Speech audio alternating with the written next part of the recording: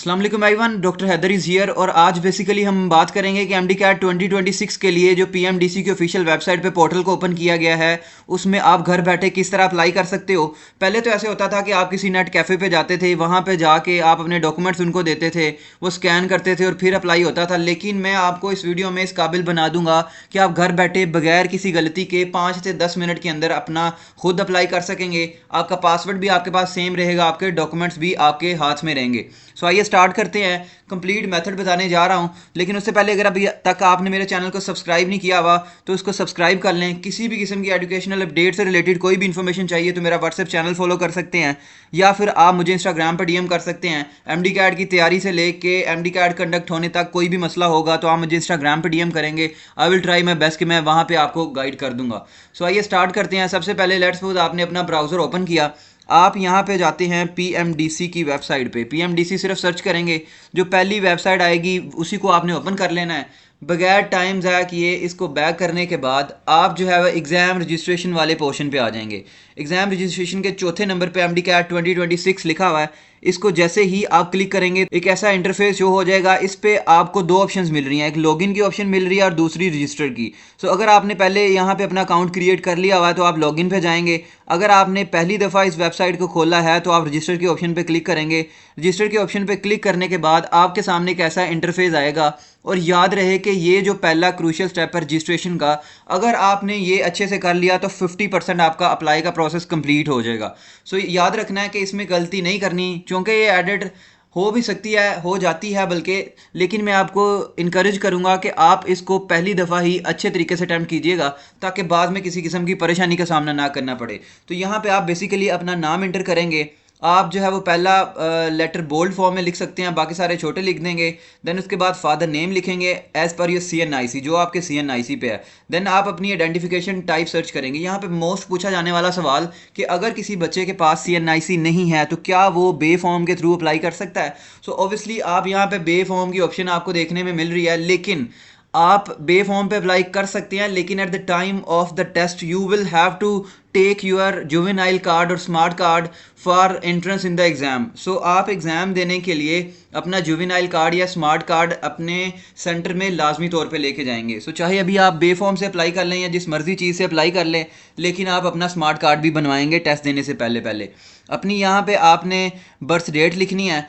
जब आप यहाँ पे CNIC को सेलेक्ट करेंगे तो CNIC इशुएंस डेट भी आएगी, आपके CNIC का नंबर भी आएगा विदाउट डैशेस लिख के। अपना सेल नंबर देंगे, जेंडर सेलेक्ट करेंगे, बर्थ डेट सेलेक्ट करेंगे। ईमेल याद रहे कि एक्टिव ईमेल देनी है जो आपके मोबाइल फ़ोन में अभी तक चल रही हो। देन पासवर्ड कोई भी रखेंगे, ऐसा पासवर्ड रखेंगे जो आपको याद रहेगा। देन लास्ट में 9+7, ये मुख्तलिफ जो है वो आपको क्विज़ करेगा चेक करने के लिए कि आप रोबोट तो नहीं है। तो ये आप 16 यहाँ पे लेट्स सपोज मैं लिखूंगा, साइन अप के ऑप्शन पे क्लिक करूंगा तो मेरा साइन अप हो जाएगा, मींस के मेरा अकाउंट क्रिएट हो जाएगा। देन आपको लॉगिन के पेज पे ले जाया जाएगा। सो आप लेट्स सपोज मैं यहाँ पे लॉगिन करता हूँ, आप अपना CNIC यहाँ पे एंटर करेंगे और जो पासवर्ड आपने पीछे लिखा था उस पर क्लिक करने के बाद लॉगिन पे चले जाएंगे। तो इस तरह की इन्फॉर्मेशन आपके सामने खुल जाएगी। यही आपका बेसिक सा प्रोसीजर था अकाउंट क्रिएट करने का। यहाँ पे अगर आप पहुँच गए हैं तो आप जो है वो अपना 50% तक अप्लाई का प्रोसेस कंप्लीट कर चुके हैं। ये पहली जो 1 2 3 4 5 6 और 7 ये जो पोर्शन है ना पहले ईमेल एड्रेस तक, ये ऑलरेडी फिल्ड है यहाँ पे। सो ये मैं आपको दिखा नहीं सकता क्योंकि पर्सनल इन्फॉर्मेशन है। सो 6 से 7 पहले पोर्शन ऑलरेडी फिल होंगे। देन दूसरे नंबर पे सिटी ऑफ रेजिडेंस, यहाँ से आपका काम स्टार्ट होगा। आप सिटी ऑफ रेजिडेंस सेलेक्ट करेंगे। लेट्स सपोज यहाँ पे मैं सेलेक्ट कर रहा हूँ लाहौर सेलेक्ट कर देता हूँ।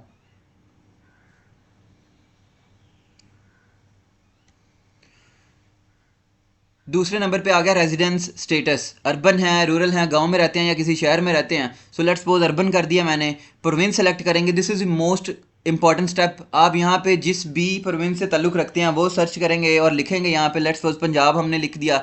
डिस्ट्रिक्ट डोमिसाइल की डिस्ट्रिक्ट लिखेंगे, ये भी इंपॉर्टेंट है क्योंकि डोमिसाइल भी मैंडेटरी होता है, हर जगह पे काम आएगा। सो लेट्स सपोज मैं यहाँ पे ननकाना साहब कर देता हूँ सेलेक्ट।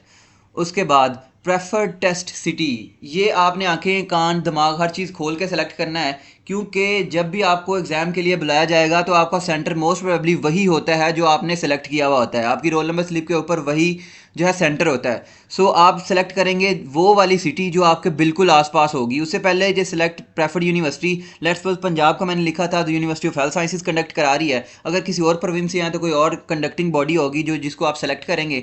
दैन सिटी पे अगर मैं आता हूँ तो लेट्स सपोज मैं लाहौर में टेस्ट देना चाहता हूँ, सो मैं लाहौर सेलेक्ट कर दूंगा। देन आपकी एजुकेशनल अपडेट्स नीचे आने वाली हैं, तो इसको भी आपने अच्छे तरीके से फिल करना है क्योंकि मेरिट कैलकुलेशन में इसका बड़ा रोल है। एजुकेशनल टाइप में अगर आप एफएससी किया है तो एफएससी सेलेक्ट करेंगे, ए लेवल किया है तो वो सेलेक्ट करेंगे। टोटल मार्क्स जितने भी हैं, लेट्स सपोज मैं यहाँ पे लिख देता हूँ 1100 या 1200 जितने भी हैं आपके, उसमें से आपके कितने मार्क्स आए हैं वो नीचे लिख देंगे आप। ये बिल्कुल अच्छा किया उन्होंने कि आपकी परसेंटेज खुद ब खुद कैलकुलेट हो जाती है। लेट्स सपोज मैं 1000 लिख देता हूँ कि 1000 मैंने मार्क्स यहाँ पे स्कोर किए हुए हैं, तो 90% एग्रीगेट बन गया, नीचे आ गया। अब आ गया एजुकेशनल बोर्ड सेलेक्ट करना है, सो मैं यहाँ पे लाहौर बोर्ड सेलेक्ट कर देता हूँ, 22 लाहौर। देन ये चीज़ें आपने इंपॉर्टेंट ख्याल रखना है क्योंकि कुछ बच्चे एफएससी की जगह पे मैट्रिक कर देते हैं, मैट्रिक की जगह पे डोमिसाइल कर देते हैं या कोई भी ऐसी चीज़ कर देते हैं जिससे उनको बाद में परेशानी का सामना करना पड़ता है, ईमेल्स भेजनी पड़ती हैं और बहुत कुछ करना पड़ता है। सो आके खोल के कीजिएगा अप्लाई। सबसे पहले अपनी आपने रीसेंट पिक्चर यहाँ पे अपलोड करनी है, वो किसी भी बैकग्राउंड में हो सकती है, लेकिन याद रहे कि आपकी फ्रेश पिक्चर होनी चाहिए क्योंकि at the time of test आपकी पिक्चर को आपके मुंह से मैच किया जाएगा और आपके आईडी कार्ड से मैच किया जाएगा। तो यहाँ पे जब आप चूज़ फाइल पे क्लिक करेंगे तो आपका जो है वो पोर्शन ओपन हो जाएगा फाइल्स वाला, वहाँ से आप अपनी पिक्चर अपलोड करेंगे। देन अपनी मार्क शीट अपलोड करेंगे। देन आप अपना CNIC बे फॉर्म जुवेनाइल कार्ड वो अपलोड करेंगे। मैंने आपको बता दिया है ना कि यहाँ पे आप बे फॉर्म से अप्लाई कर सकते हैं, लेकिन at the time of entrance exam MD CAT के कंडक्ट होने के मौके पर आप अपना जुवेनाइल या स्मार्ट कार्ड लेके जाएंगे। देन अपना डोमिसाइल सेलेक्ट करेंगे। सेलेक्ट करने के बाद यहाँ से आप अंडरटेकिंग देंगे कि जो सारी इन्फॉर्मेशन मैंने दी है वो मैंने ऑथेंटिक इन्फॉर्मेशन प्रोवाइड की है। देन सबमिट एप्लीकेशन पे आप जैसे ही क्लिक करेंगे, अब नहीं होगा क्योंकि मैंने मोस्टली चीज़ें यहाँ पे स्किप की हुई हैं। सबमिट एप्लीकेशन पे जैसे ही आप क्लिक करेंगे तो आपके पास आपकी फ़ी पे करने का जो है वो एक मौका होगा। मींस के फ़ी पे करने से पहले पहले आप अपनी एप्लीकेशन को रिव्यू भी कर सकते हैं और यहाँ पे आप देख सकते हैं कि जितनी भी आपकी एप्लीकेशन है उसको एडिट करने की भी ऑप्शन मौजूद है, प्रोफाइल भी अपलोड कर सकते हैं, अपडेट कर सकते हैं, अपने डॉक्यूमेंट्स भी चेंज कर सकते हैं। लेकिन एक दफ़ा आपने फ़ी पे कर दी तो वही डाटा आपका सेव हो जाएगा। You are not eligible to edit that particular information after the submission of the fee of the MDCAT 2026। I guess 9000 fee है आपकी। सो वो पे करने के बाद आप इस काबिल नहीं रहेंगे कि आप अपनी एप्लीकेशन को सबमिट कर सकें या उसको एडिट कर सकें। सो जैसे ही आप सबमिट एप्लीकेशन पे क्लिक करेंगे दो ऑप्शन आएंगी, एक ऑनलाइन फ़ी पे करेंगे आप या फिर आप MCB बैंक के थ्रू 9000 का फ़ी चलान सबमिट कराएंगे। सो जैसे ही आप सबमिट करा देंगे आपकी एप्लीकेशन के ऊपर पेड लिखा आ जाएगा, मींस के आपने यहाँ पे अपना अप्लाई का प्रोसीजर कंप्लीट कर लिया है। सो ये बेसिकली सिंपल सा प्रोसीजर था जो मैंने आपको स्टेप बाय स्टेप बता दिया है। सो अगर आपको इस पूरे अप्लाई करने के प्रोसेस में किसी किस्म का मसला होगा आप मुझे कमेंट सेक्शन में पूछेगा। I will try my best कि मैं आपको यहीं पर गाइड कर दूँ। अगर यहाँ पर रिस्पॉन्स ना दे सका तो मेरी इंस्टाग्राम आईडी का लिंक आपको डिस्क्रिप्शन में मिल जाएगा, मेरे व्हाट्सएप चैनल का लिंक आपको डिस्क्रिप्शन में मिल जाएगा। आप मुझे किसी भी वक्त DM कर सकते हैं, मैं इंशाल्लाह खुद इस बात को यकीनी बनाऊंगा कि आपको रिस्पॉन्स कर सकूं। तो ये सारे का सारा प्रोसीजर था जो मैंने आपको एक्सप्लेन कर दिया। मज़ीद इन्फॉर्मेटिव वीडियोस के लिए फॉलो कर लें, वीडियो को लाइक कर दें और कमेंट सेक्शन में अपनी राय दें कि आपको वीडियो कैसी लगी है। तो आखिर में दुआ है कि अल्लाह पाक हमारे लिए आसानियाँ पैदा करे और हमें दूसरों के लिए आसानियाँ पैदा करने का शरफ अता करे। So thank you so much for your patience listening. अल्लाह हाफिज़।